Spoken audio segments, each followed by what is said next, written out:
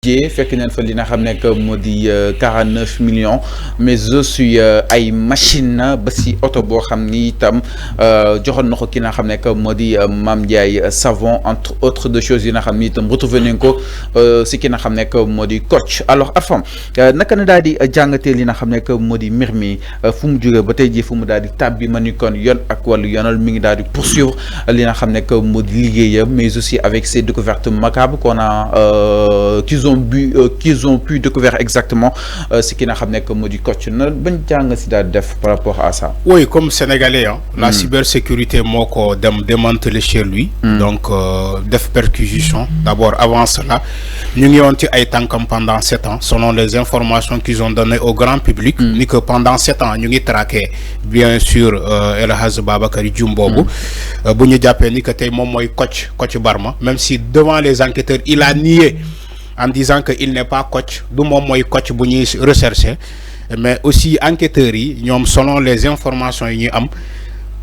daf leen leer ni que c'est la bonne personne ñom ku ñu doon seet pendant 7 ans c'est lui, donc mom lañu japp ni Kocc Barma. En attendant de voir qu'est-ce va ce dossier là fan lay egg, mais lu ñu mëna japp ni retenir moment bi ni que le gars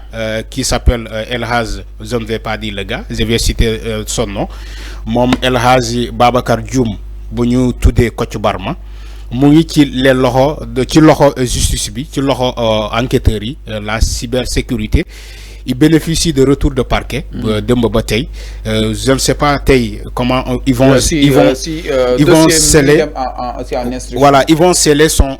dossier, parce que le parquet, le procureur mon instruction la donne donc au juge. Peut-être bout de instruction ils ont respecté donc la plaidoirie du procureur, la réquisition du procureur. Procureur l'on a donné plaidé dembe, ni que il demande donc l'instruction du dossier, parce que éléments yi feeñ éléments yi ñuy démantelé yi feeñ ci kër Kocc Barma dafa bëri. Ils ont saisi ces ordinateurs, donc notamment le MacBook Pro 13 boo xamante ne moom la ñu ne moom moo ko am ci biir ces machines. Ils ont trouvé des vidéos yoo xamante ne Kocc Barma moo ko stocké, des données à caractère personnel, donc des personnes yoo xamante ne Kocc Barma recensé woon na seen image, donc bëgg ko diffuser. Ils ont trouvé des dossiers yoo xamante ne c'est bien dénommé, ay dossiers yu mu war a attaqué fan yii di ñëw. Dossier bu ne dafa am nu mu ko tuddee moom Kocc Barma, te aussi son site pornographie bu mu tuddee scène porno ak beneen bi, tout ça la cybersécurité a démantelé, a fait donc des perquisitions, gis na toutes donc ces informations yoo xamante ne Kocc Barma daf ko stocké donc ci ces données boo xamante ne moom lay jël di chanteloo nit ñi, di chantage nit ñi, di am ay rentrée d'argent. Et lolo aussi, selon enquête bi, Kocc Barma n'est pas le seul dans le coup. Il a des complices, selon les informations, complices ils ont recensé les vidéos, dit qu'on envoyé ces vidéos là. Et aussi Kocc Barma bobo, il a des liens avec l'extérieur. Il travaille avec des organisations, des entreprises qui sont à l'extérieur. Kocc Barma dina len fournir ci ay vidéo tape, ay pornographie, tout ça. Donc mom amna son propre site bu mu tuddee scène porno, mais tout ça le malfaiteur ou bien cette association de malfaiteurs, parce que mom lañ ko tuddee demb, mom lañuy arrêter ces personnes là, ba citer même le nom de un gars là qui est à l'extérieur bi ñu tudd Adamo, même si il a nié, Adamo nee na bokkul ci lolu, mais quand même ci l'enquête il paraît que Adamo Mousson a envoyé des données à caractère personnel d'une personne avec un audio envoyé comme mom à Kocc Barma, même si mom dafa nié, mais en grosso modo dañu ne dañ ko trouver dans un immeuble fële ci comment dirais-je Bourguiba, parce que c'est bureau foofu la nekk ci Bourguiba bi. fofu lañ ko trouver perquisition bi fofu lañ ko défé won bañu démé fofu dañoo trouver du matériel sur place dañoo trouver des garde-corps ay gardam ay xaj yo xamantene to yoyu yep pour gardiennage bi mais yamul ci lolu aussi enquête bi feeñal na ni Kocc Barma bobu El Hadj Babacar Dioum bobu aussi dañu né dafa créer entreprise moy manam comment dire parking automobile bo xamantene mom da koy jaay ay auto yoyu des voitures de luxe yo xamantene boo demee di doo fa fekk ay suñu caractères yi nii mooy maanaam ay auto 5 millions wala ay auto 4 millions mais ay auto 20 millions nga fay fekk ay 20 millions ay 30 millions c'est des voitures de luxe kon kooku duñu mën a dem si moom des voitures de luxe yoo xamante ne dañuy ne Kocc Barma yooyu lay jaay même gis nañu benn influenceur boo xamante ne tamit dafa taxaw ci réseaux sociaux yi mu naan King Saliou moo ko jaay auto mooy maanaam xaw ma Maam Ndiaye Savon naan King Saliou moo ko jaay auto moko bëgg jaay en fait auto te auto bobu il paraît que King Saliou Kocc Barma moko jox auto bobu donc tout ça c'est des mais avant tamit il faut ñu ñëw si les dernières révélations ki nga xamné que modi El Hadj Babacar Dioum di Kocc est-ce que mom lolu du mom en tout cas néna du Kocc mom batay mi ngi exactement les faits qui lui sont reprochés. Libération moo si ñëw mi ngi déclaré à plusieurs reprises devant les enquêteurs que mon ordinateur a sans doute été piraté, vous l'avez exploité sans mon autorisation. Mi ngi accusé exactement li nga xamné que modi les policiers si lolu. Alors mu né aussi une ligne de défense qu'il a maintenue en dépit des éléments techniques accablants réunis contre lui lorsqu'on lui présente une capture d'écran montrant un message adressé à une victime dans laquelle il affirme c'est bon, la vidéo est supprimée. Dioum campe sur sa position. Mon mom du auteur message, manam mom du Kocc Barma. Pourtant, poursuit le journal l'exploitation de son MacBook, comme ça que Yanko donne préciser. Pour nous débloquer exactement un code d'accès révélant un système de chantage numérique parfaitement structuré. Des milliers de fichiers sensibles y étaient classés, contredisant frontalement ces déclarations. En tout cas, donc, au parquet de Dakar, la mise en cause est visée pour une série d'infractions. 6 charges donc daal di toppee benn bokk na diffusion de contenu pédopornographique, stockage de données à caractère personnel, atteinte à la vie privée, extorsion de fonds, blanchiment de capitaux ainsi que faux sur des documents administratifs. Lors des perquisitions bi nga xam te amee nañ ko si kër moom ki nga xam ne que moo di justement El Hadj Babacar Dioum Kocc la wala du Kocc, en tout cas c'est également désodorisé exactement de plusieurs objets retrouvés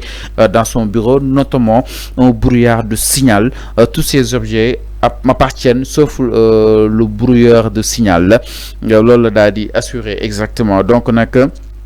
moom introgé nañ ko si 18 téléphones yi nga xam ni itam saisir nañ ko këram foofu si Ngor. Il a tenté une justification pour le moins étonnante, c'était pour un projet de Yango provoquant un certain substitutisme chez les enquêteurs. Yango moo taxoon mu yor téléphone yooyu yëpp pour ñuy woote di commander ay taxi ak yooyu noonu avant jàppoon ni tamit moom loolu mu joxe lépp di saatul dara loo xam ni tam amaan na ni mën na seetal boppam carrément si li nga xam ne que moo di mbir yi parce que déployé na exactement son pôle d'avocat, plus de 5 avocats jamono ji ñu koy défendre. Mais il est dans la défensive, c'est normal. Mais tout, sauf que enquêteurs yi lu ñuy trouver ci moom correspond à ce que on disait si Kocc Barma. C'est ça la réalité. Même si il essaie de détourner les enquêteurs en disant que man duma Kocc Barma, nee du moom mooy Kocc Barma, mais enquêteurs yi ak la cybersécurité lu mu trouver c'est ci perquisition bi c'est lui ak moom lu mu yor ci ay ordinateur am dafa leen leer ni que Kocc Barma moo nekk nii. Moo tax dossier boobu il faut que ñu yóbbu ko en instruction gën a enquête ci loolu parce que ils ont trouvé beaucoup d'informations, des informations qui lient moom El Hadj Babacar Dioum boobu ak Kocc Barma. Ils ont trouvé des informations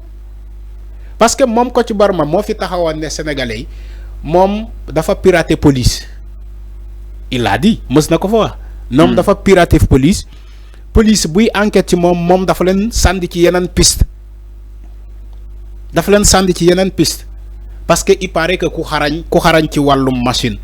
il a fait ses études aux États-Unis ci walum ordinateur ay affaire internet yoy ay caractère à donner à caractère personnel des données à caractère personnel il paraît que loolu le mën ay géolocalisation ay genre yoyu dafa xarañ ci loolu mota musona taxaw ne la fi mom dafa pirater police buy enquête mom daf len di sandi ailleurs mais sauf que voilà police tamit bo fa démé fekk fa ñu xarañ parce que la police de cybersécurité li ma lay wax ni c'est des policiers yu xarañ ñoo xamantene dañoo xarañ ci walum machine même bañ koy arrêter dañ ko arrêter à l'heure bo xamantene ken sax xalaatu ko ils l'ont arrêté à l'aube à 6 heures du matin fajar comme ça dañ ko bett en fait parce que buñ ko bettuloon il peut effacer tous les données parce que ku xarañ ci walum machine mota pour mu meuna nié ni que du mom moy Kocc Barma da fay xawa jafé parce que bu féké yow li nga doon ñaawte fi nga doon def sénégalais yépp fekk nañu ko ci yow moy xawi sutura jambour ay collectionner ay données à caractère personnel di ko publier di dugal ay nit ay commandeurs ay sutura jambour xawi sutura nga koy sandi ci internet bi alors ngay dugal ay vidéo di chantage ay nit bo ma fayulee ma dugal vidéo bi te même selon les informations il paraît que il y a même quelqu'un qui l'a envoyé 2 millions parce que koku bugul mu xawi suturam mu envoyé ko 2 millions qui envoyé ko li ki mu koy chantage bo ma envoyé dina dugal li donc après il veut faire croire aux gens que c'est pas lui Kocc Barma il dit que c'est pas lui Kocc Barma mais information yi gis ci mom ça correspond avec Kocc Barma mota mané la c'est un faux bon un faux pas gis nga fi yalla mo fi né bo yaakaaré ni que yow ken mënu la japp c'est parce que sa bis ñëwagul bo yaakaar ni que ni yow tiyé un intouchable gis nga no jang amna ku la gëna jang ci adina no xarañ ci walum machine internet amna ku la gëna jang fof alors mi non la dëgg ben nit mais c'est ça no jang amna ku la gëna jang ku la gëna xarañ ci walum machine alors merci motam mom bu yaakaaré ni que il sera jamais arrêté pendant 7 ans yaa ngi terroriser sénégalais yaa ngi tas ay sey jambour yaa ngi gàddaayloo ay nit par force yaa ngi comment des santé lo ay nit ñu envoyer la xaliss nga taxaw nga ne kenn du la japp mais japp nañu la alors mi non leer na par rapport ak li nga xam ne moo di justement mbiru Kocc moom na Kocc ba tey mi ngi si li nga xam ne moo di défensif bi di ki nga xam ne moo di Babacar Diome parce que moom nee na du Kocc Barma en tout cas lépp lu si mën a am rek ñi xaar li nga xam ne moo di yoon ak wala yoonal mi ngi topp li nga xam ne moo di piste yi ñu daal di war a mën a déceler exactement ki ne kon si ginnaaw lu nu mel alors Jacqueline merci beaucoup pour cette reconnaissance maa lay jaajëfal bu baax a baax alors mbokk yi ñu daal di ñëw aussi si